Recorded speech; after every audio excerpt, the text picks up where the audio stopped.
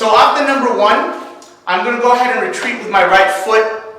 I'm going to do this escapo parry, and what I'm going to do as he comes in is I'm going to capture the weapon. Now, you may say that, oh, you're never going to be able to catch the weapon in mid-flight, okay? If this is a committed shot, and it's coming at me, okay, and I empty out, and I miss it, at least I've parried it out of the way and I can follow up with something, okay? So even if I miss it, I have to have the wherewithal that I now have to come in, I have to pin and check this hand and hit him immediately. And that's where the Kenpo comes in, okay? You can't just do this.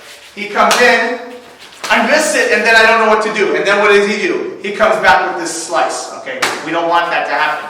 So I'm going to retreat with my right foot. I'm going to establish a good solid stance and get low, because what that does is when I capture this hand, it's going to pull him off balance.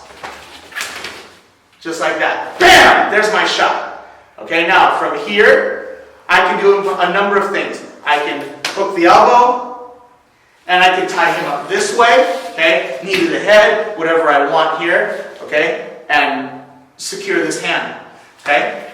Another thing I can do, and once again, these are now joint locking follow-ups from the Cadena de Mano.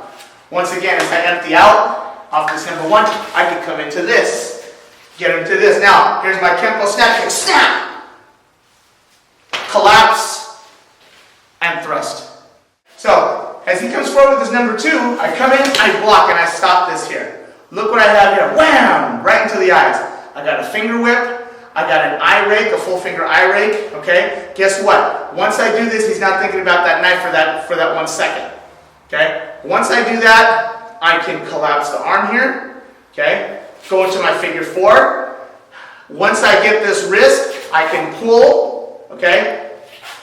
And I've essentially got this point right here, okay?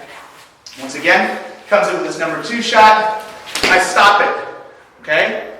Maybe now I just roll him over. Roll him over, I'm going to bring this wrist to my hip and I'm going to sit. Once again, he comes in with his 2, boom, okay? Bam! I'll break his nose, right? Roll this over, I'm going to sit. Now, right here, at my hip, I'm going to stick this right in my hip. As you can see, once I put this in the fold of my body here, I can bend over, keep this right here, okay? And once I have him captured here, he's mine. Try and pull free. It's not going to happen. Now, I'm not going to let him pull free. Obviously, I did this for demonstration, but I wanted you to see what would happen.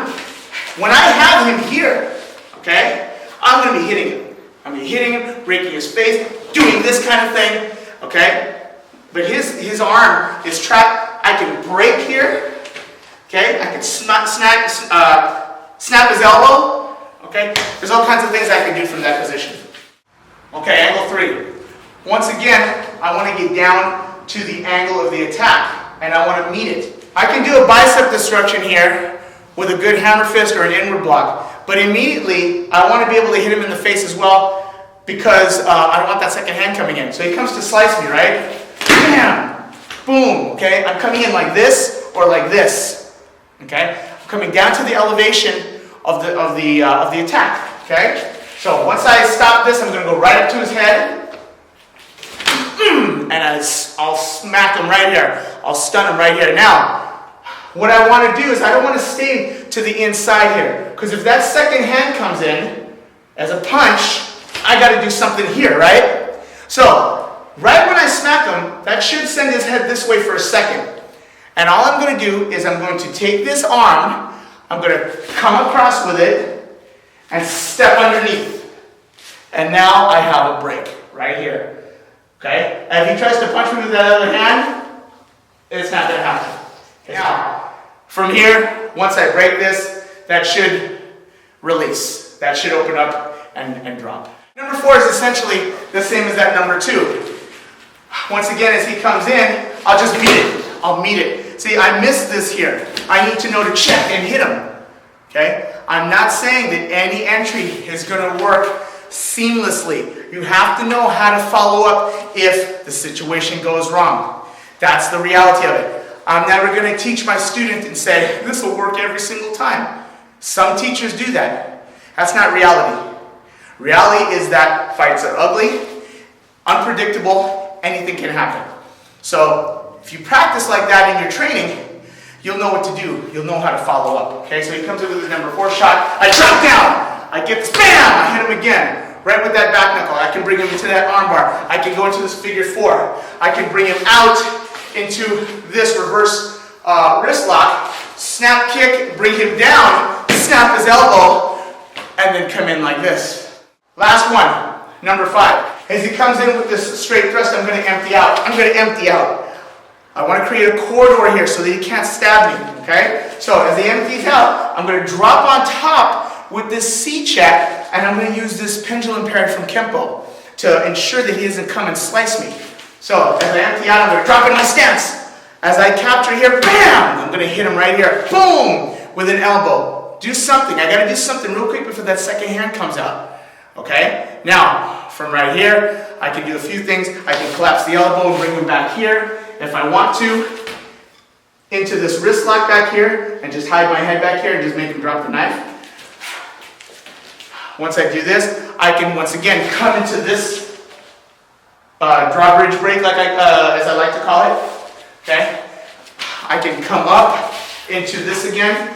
Number of things I can do. Moving to the outside, it's the opposite now. I'm going to do my pendulum parry with my front hand, this time being my left, drop on top here. I can do this, and then he'll go up on his toes, okay, once I start to pressure down here. Or I can just bring him into this rear reverse wrist lock again, come along, anything I want. I need to come and turn my body, or else he'll stab me. I have to get this mass out of the way. So, as I do that, I'm going to drop back. I'm going to get my elevation down and drop in my stance so I'm stable. Here, boom, okay? Whatever I want now, look, I got this joint right here, smack. Okay? I have to keep this held tight. I have to keep my grip on this nice and tight.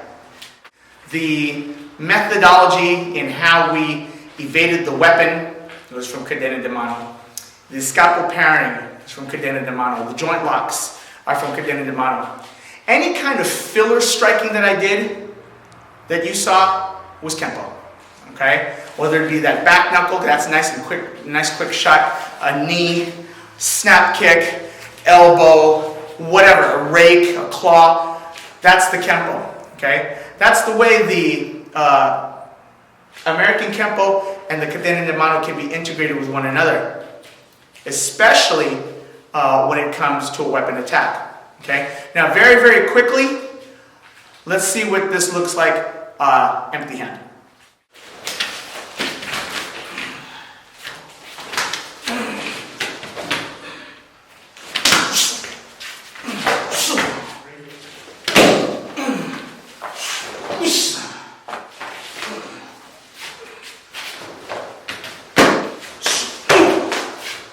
You can see a lot of the things that we do in the Filipino martial arts empty hand methods can be very easily integrated into American Kenpo and vice versa. Should you come across a situation where you are able to grab a hold of a person's limb, should you be able to grab a hold of a person's limb in the heat of combat for whatever reason, you now have a way of controlling and manipulating their body. And coupled with the Kenpo striking, that's something that is a very, very potent combination. So I hope you enjoyed this video. Thank you very much for watching. If you have any questions or comments, please feel free to email me or contact me on the YouTube page. For the VALIDO Academy of Martial Arts, I'm Sensei Jerry VALIDO. Thanks for watching. E to the 3. Make it happen.